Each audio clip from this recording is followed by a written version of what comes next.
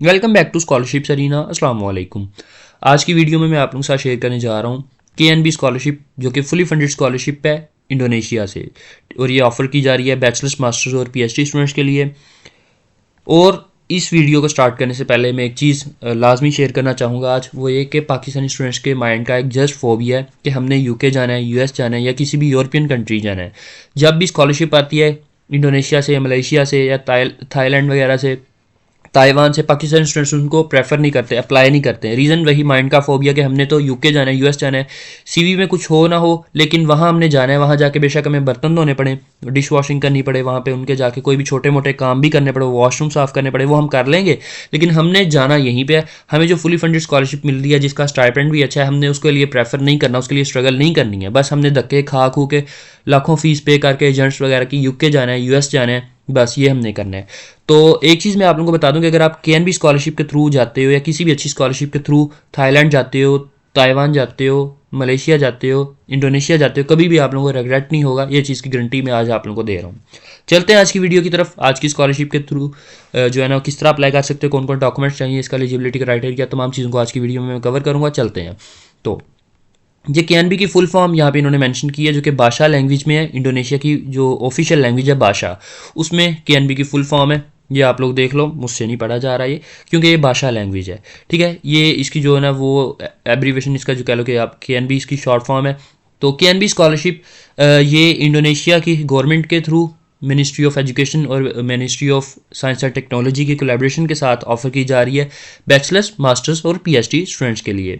ठीक है, यहाँ पे हम इसकी फर्दर डिटेल्स देख लेते हैं। और ये स्पेशली प्रेफर कर रहे हैं एशिया को, इसके अलावा Pacific region, South America, Africa, Eastern Europe, इन रीजन्स को ये प्रेफर कर रहे हैं। और जो है ना वो इसमें 34 यूनिवर्सिटीज़ हैं, इंडोनेशिया की 34 यूनिवर्सिटीज़ हैं जिनमें स्टूडेंट्स सेलेक्ट होके जाएंगे। जो मेन चीज़ें यहाँ पे मेंशन वो मैं आप लोगों को बता रहा हूँ। ठीक है, और इसमें जो है वो 2025 का जो एजेंडा है, इसके अकॉर्डिंग जो है ना वो 34 यूनिवर्सिटीज़ हैं, इसमें 200 स्टूडेंट्स को एक्सेप्ट किया जाएगा। ठीक है, मतलब 200 स्टूडेंट्स को ये फुली फंडेड स्कॉलरशिप ऑफर की जाएगी। तो इस स्कॉलरशिप का जो पर्पस है वो उन्होंने यहाँ पे बताया कि स्कॉलरशिप का हमारा क्या माइंडसेट है, क्या हमारा जो टारगेट है, हमारा मिशन क्या है। जो है ना वो उन्होंने यहाँ पे 3 टारगेट्स अपने बताए हुए, लाइक कि वो चाहते हैं कि डेवलपिंग कंट्रीज़ में जो है ना वो कंट्रीब्यूशन देना है ह्यूमन रिसोर्स डेवलपमेंट के थ्रू, और कल्चरल अंडरस्टैंडिंग है जो, और जो ताल्लुकात है इनके रिलेशनशिप्स हैं डिवेलपिंग कंट्रीज़ के साथ, उनको मजीद स्ट्रॉन्ग करना है, उनको प्रमोट करना है। इस तरह के कुछ इसके जो है ना वो मिशंस हैं जो कि उन्होंने यहाँ पे मेंशन किए हुए हैं। अच्छा, अब स्कॉलरशिप के लिए कौन कौन से डॉक्यूमेंट्स चाहिए और किस तरह अप्लाई करना है वो आप लोगों ने गौर से सुन लेना है। सबसे पहले तो ये आप लोगों के तमाम जो डॉक्यूमेंट्स मैं आप लोगों को बताने लगा हूँ, ये आपके इंग्लिश में होने चाहिए या फिर भाषा लैंग्वेज में होने चाहिए। जैसा कि यहाँ पे इन्होंने मेंशन किया, मैं आप लोगों को स्टार्टिंग में बता चुका कि भाषा इंडोनेशिया की ऑफिशियल लैंग्वेज है। ठीक है, तो इसके लिए डॉक्यूमेंट्स जितने भी हैं वो आपके या तो इंग्लिश में हो या फिर भाषा में हो। अगर आपके भाषा में है तो उसके साथ उसकी नोटराइज्ड ट्रांसलेशन, जो कि फॉर एग्जांपल अगर आपका डॉक्यूमेंट है उर्दू में है या पंजाबी में है, किसी भी और लैंग्वेज में है, तो आपने उसकी इंग्लिश में या फिर भाषा में ऑफिशियल जो है ना नोटराइज करवा के ट्रांसलेशन भी अटैच करनी है। ठीक है, तो डॉक्यूमेंट्स हमें कौन कौन से चाहिए? सबसे पहले आपको आपकी CV चाहिए होगी, आपको आपका पासपोर्ट चाहिए होगा। ठीक है जी, और आपको इंग्लिश प्रोफिशिएंसी टेस्ट चाहिए होगा। वो टेस्ट की रिक्वायरमेंट क्या है, कितने बैंड्स चाहिए, वो बैचलर्स, मास्टर्स और PhD के लिए अलग अलग है, जो कि आगे चल के मैं आप लोगों को दिखा दूंगा। ठीक है, फिर आप अगर कहीं पे आपकी इंटर्नशिप है या आप कहीं पे जॉब करते रहे हो तो वहाँ से आपको उसका सर्टिफिकेट या रिकमेंडेशन लेटर चाहिए होगा। ठीक है, फिर आपको आपका जो प्रीवियस यूनिवर्सिटी या स्कूल है या कॉलेज है वहाँ से रिकमेंडेशन लेटर चाहिए होगा, और आपको एकेडमिक सर्टिफिकेट चाहिए होंगे, लाइक जिनको हम डिग्री बोलते हैं, सनद बोलते हैं, ट्रांसक्रिप्ट्स बोलते हैं, वो आपको चाहिए होगी। वही भाषा या फिर इंग्लिश लैंग्वेज में होना इनका ज़रूरी है। और उनका लीगलाइज होना, मतलब अटेस्ट जिसको हम बोलते हैं, उसका अटेस्ट होना मिनिस्ट्री ऑफ एजुकेशन से। पाकिस्तान में मिनिस्ट्री ऑफ एजुकेशन को डील कर रही है HEC, और ministry of foreign affairs MOFA जिसको हम बोलते हैं, MOFA से आपका जो है ना उनका अटेस्ट होना ज़रूरी है। ठीक है जी, HEC और MOFA से आपने जो डॉक्यूमेंट्स को अटेस्ट करवाना है, और उसके बाद आपको रिकमेंडेशन लेटर चाहिए होगा आपके रिसर्च सुपरवाइजर से। ठीक है जी, ये सिर्फ जो डॉक्टरल स्टूडेंट्स मतलब PhD स्टूडेंट्स उनके लिए रिक्वायरमेंट है इसकी। बाकी स्टूडेंट्स को, मास्टर्स और बैचलर्स के स्टूडेंट्स इसको इग्नोर कर सकते हैं, लेकिन अगर है तो अच्छी बात है, अगर नहीं है तो कोई बात नहीं, आप इग्नोर कर दें। तो आपको सुपरवाइजर से जो है ना वो रिसर्च सुपरवाइज़र आपका, उससे रिकमेंडेशन लेटर चाहिए।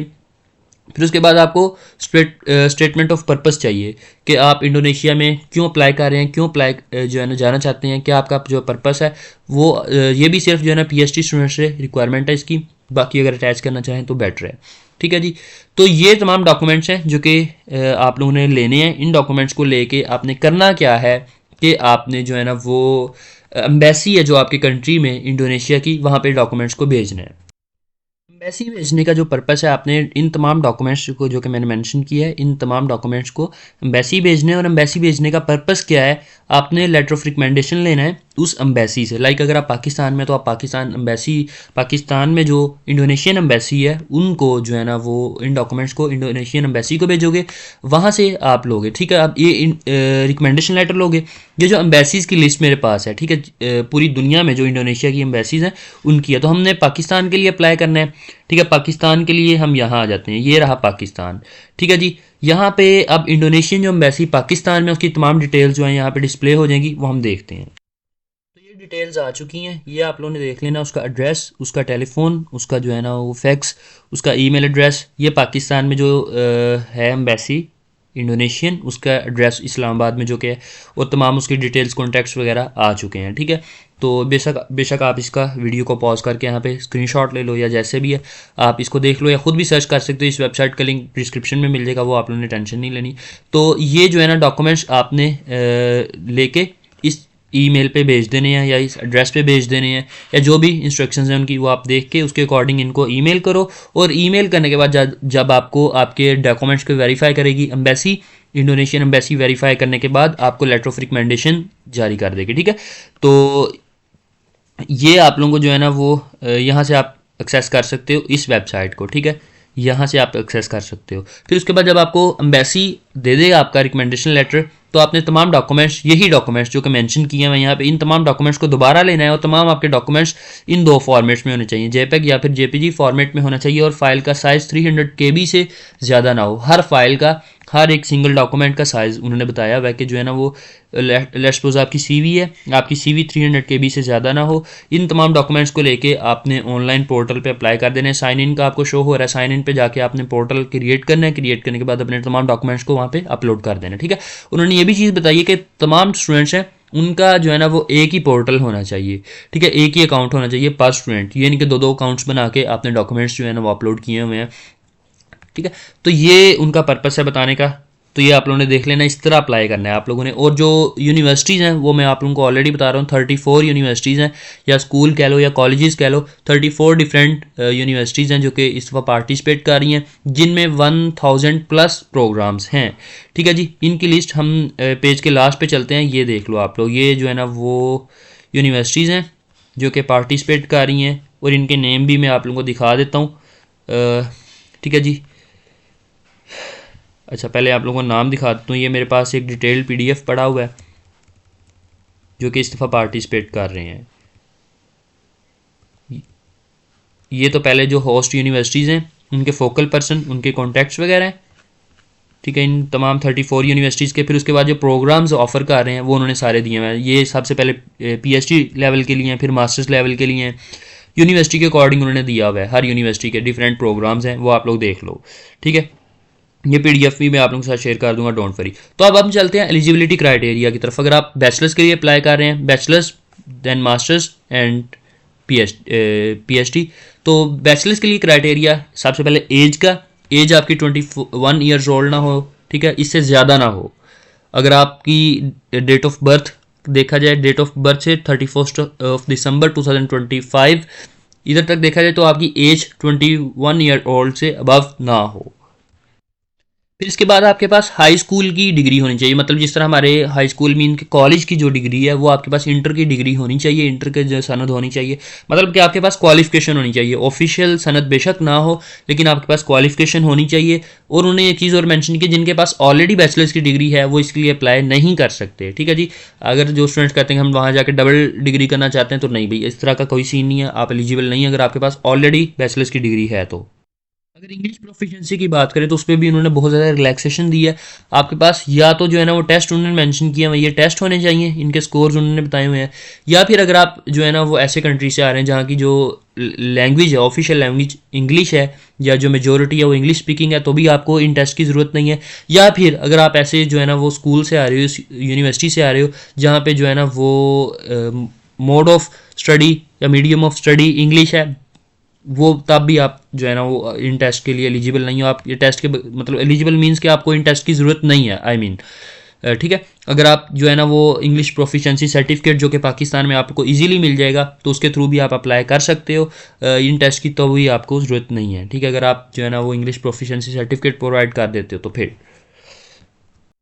एलिजिबिलिटी क्राइटेरिया में उन्होंने बताया कि आपको प्रोवाइड करना होगा जो एम्बेसी से, मैंने आप लोगों को इतना डिटेल्ड प्रोसीजर बताया है रिकमेंडेशन लेटर लेने का एम्बेसी से, वो आपको प्रोवाइड करना होगा, ठीक है जी। और उसके बाद रिकमेंडेशन लेटर वगैरह वो आप लोगों को मैं ऑलरेडी बता चुका हूँ। और जो है ना वो डॉक्यूमेंट्स फर्दर उन्होंने डॉक्यूमेंट्स के क्राइटेरिया आगे बता दिए कि एलिजिबिलिटी क्राइटेरिया में ये चीज़ें भी आती हैं कि आप जो है ना वो डॉक्यूमेंट्स प्रोवाइड करो जिसमें पासपोर्ट वगैरह, ठीक है जी। प्रूफ ऑफ सिटीजनशिप मीन कि आप पासपोर्ट प्रोवाइड करो, ठीक है। जो उसके बाद आप लोगों ने अगर एलिजिबल होना चाहते हो तो ये फॉर्म फिल करना है जो कि मैं आप लोगों को ऑलरेडी बता चुका हूँ, यहाँ जाके आपने जो फिल करना है और डॉक्यूमेंट्स वगैरह की रिक्वायरमेंट है, ठीक है। ये बैचलर्स के लिए था, मास्टर्स के लिए भी यही है सेम, लेकिन जो फ़र्क है वो डिफरेंस एज में है और इसके अलावा जो आइल्स वगैरह के बैंड्स है उसमें डिफरेंस है और जो है ना वो माइनर से 2-3 डिफरेंस है, वो आप लोगों ने देख लेने हैं।